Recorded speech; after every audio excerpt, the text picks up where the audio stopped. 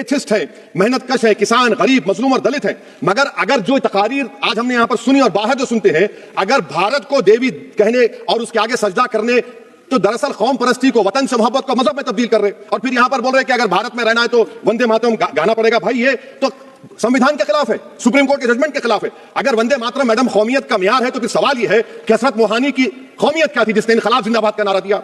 अगर यूसुफ मेहर ने quit India Simon go back का नारा दिया तो उसकी कौमियत क्या थी? अगर हैदराबाद से मौलवी अलाउद्दीन जो मक्का मस्जिद का पहला मुजरिम है काला पानी में, और तुरेबाज खान जो मारकर लाश को लटका दिया गया था हैदराबाद में 8 दिन तक, उसकी कौमियत क्या थी?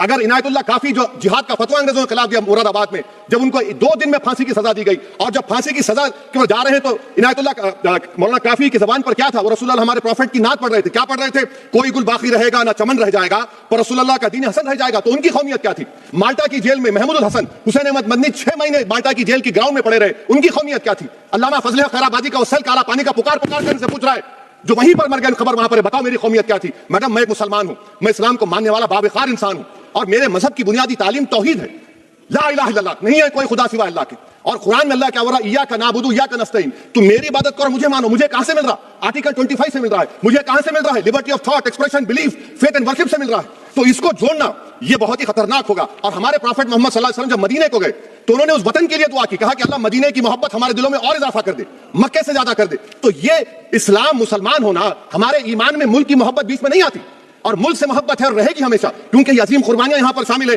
जिन्होंने जंग आजादी में हिस्सा नहीं लिया। आज अगर वो वतन की मोहब्बत का दर्ज देंगे तो बड़ा गलत होगा। मैडम मैं आपके सामने एक चीज पढ़ूंगा।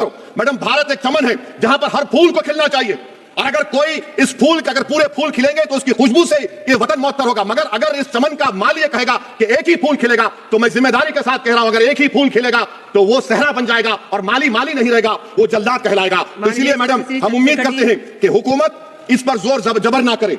मेरा राइट है, यकीनन मैं जानता हूं कि आजादी के लड़ाई में वंदे मातरम का नारा था, मगर अगर आप इसको जबर करेंगे तो ये संविधान के खिलाफ है। वफादारी का सर्टिफिकेट हमसे मत लीजिए। मैडम खत्म कर रहा हूं, वफादारी का सर्टिफिकेट हमसे मत लीजिए। आपके बुजुर्गों के कोई एक किताब में लिख के क्या लिखा बता दीजिए, कहां पर क्या लिखा हुआ है? तो मैं मैडम, और वंदे मातरम का जब मसला पेश आता है, जब यह कहा जाता है कि आपको यह जबरदस्ती गाना पड़ेगा, हम तब यह कहते हैं कि आप गाए, हम एहतराम देते हैं।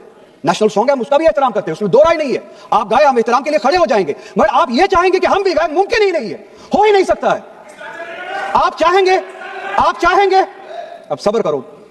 सुबह से इतने लोग बोलते आ रहे हैं,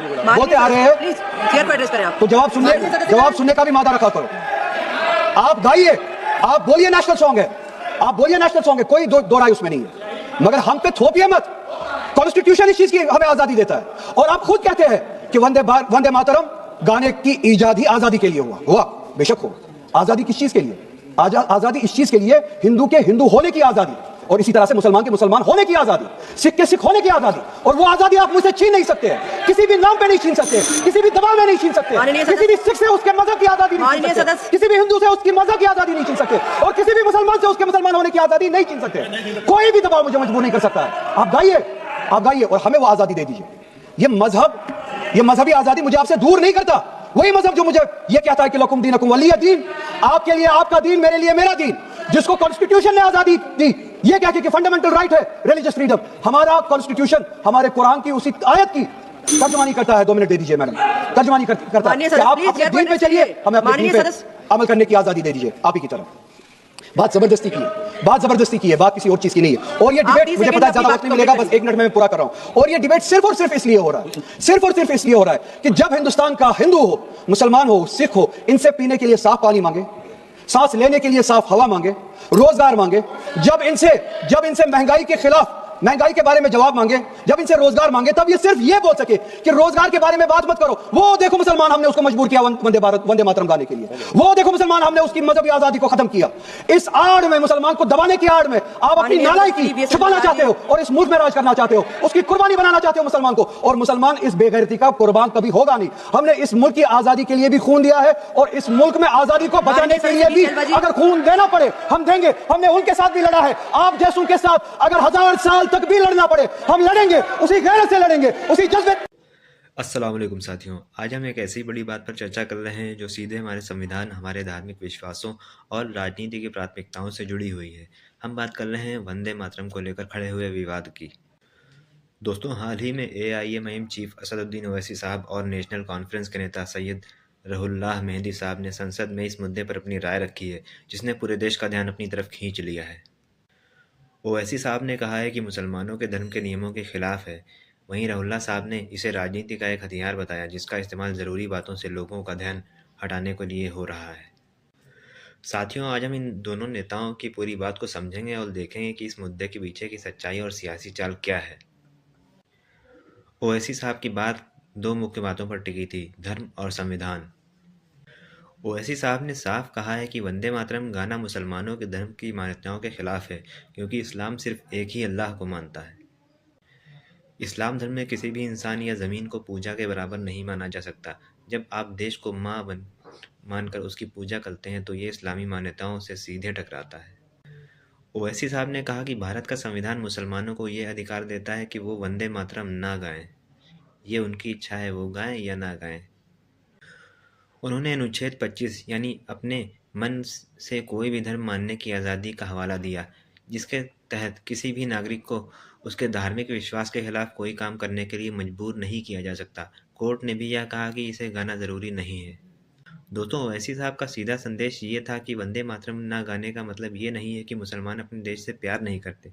ये बहस देशभक्ति पर नहीं बल्कि धर्म की आज़ादी और कानूनी अधिकार पर होनी चाहिए। दोस्तों, अब बात करते हैं सैयद रहुल्लाह मेहंदी की बात की, जिसका रुख राजनीति और आदर सम्मान पर केंद्रित था। उन्होंने कहा कि आदर और पूजा में फ़र्क होता है। मुसलमान अपने देश से प्रेम करते हैं, लेकिन पूजा सिर्फ ईश्वर यानी अल्लाह की ही करते हैं। रहुल्लाह साहब का सबसे बड़ा आरोप ये था कि सरकार जानबूझकर ये बहस शुरू कर रही है। क्यों? उन्होंने कहा कि लोग विकास, बेरोजगारी, गरीबी, प्रदूषण और पानी जैसी ज़रूरी बातों पर सवाल पूछ रहे हैं, लेकिन सरकार इन समस्याओं से ध्यान हटाने के लिए धार्मिक और देशभक्ति वाले विवाद को छेड़ रही है। रहुल्लाह साहब ने जो आरोप लगाया है वो आज की राजनीति का एक सच्चाई है, वोटों का बंटवारा। उनका कहना है कि सरकार इस बहस को इस्तेमाल करके हिंदू समाज में ये संदेश देना चाहती है कि देखो, हमने मुसलमानों को मजबूर किया वंदे मातरम बोलने पर। ये रणनीति सीधे सीधे हिंदू वोट बैंक को एकजुट करने के लिए अपनाई जा रही है। दोस्तों, जब भी विपक्षी दल विकास या अर्थव्यवस्था पर सवाल करते हैं तो सत्ताधारी पार्टी देशभक्ति का सबूत मांगने लगती है। वंदे मातरम का मुद्दा इसी राजनीतिक रणनीति का हिस्सा है। देशभक्ति बनाम धर्म की आज़ादी की बहस छेड़कर असली समस्याओं को पीछे कर दो। संसद का समय बहुत कीमती होता है। जब सांसद महंगाई, स्वास्थ्य और शिक्षा पर बात करने के बजाय विवादों पर चर्चा करते हैं तो ये आम जनता के साधनों और समय की बर्बादी है। दोस्तों, संसद में जो मीटिंग होती है उस मीटिंग को होने के लिए करोड़ों रुपए खर्चा होता है। अगर करोड़ों रुपए इन्हीं मुद्दों पर खर्चा होते रहेंगे, हमारे स्वास्थ्य, गरीबी और रोजगार की बात नहीं होगी, केवल इन्हीं मुद्दों पर बात होती रहेगी, तो देश कैसे आगे बढ़ेगा। ये बहसें ही साबित करती हैं कि राजनीति का केंद्र लोगों की समस्याओं से हटकर दिखावा और वोट बटोरने पर है। वंदे मातरम एक भावनात्मक हथियार है जिसे चुनाव से पहले होशियारी से इस्तेमाल किया जाता है। दोस्तों, आखिरी बात यह है कि ओवैसी साहब ने संविधान के नियमों का हवाला देकर मुसलमानों के धार्मिक अधिकार की बात की, जो तर्क के हिसाब से सही है। रहुल्लाह साहब ने राजनीति की सच्चाई खोली कि ये सब विकास की नाकामियों को छिपाने का हथियार है। लोगों की जिम्मेदारी है कि वो नेताओं को मजबूर करे कि वो वंदे मातरम और धर्म की बातों से आगे बढ़कर ज़रूरी मुद्दों पर बात करें। हमें अपने सांसदों से बिजली, सड़क, अस्पताल और रोज़गार का हिसाब मांगना चाहिए। इस तरह की बहसें हमारे लोकतंत्र के लिए खतरे की घंटी है। नेताओं को समझना होगा कि देशभक्ति साबित करने का तरीका धार्मिक आज़ादी को दबाना नहीं हो सकता। इस बहस को देखकर हमें सावधान होना होगा। क्या हमें भावनात्मक मुद्दों पर वोट देना है या उन बातों पर जो हमारे बच्चों को भविष्य तय करेंगी? फैसला आपके हाथों में है।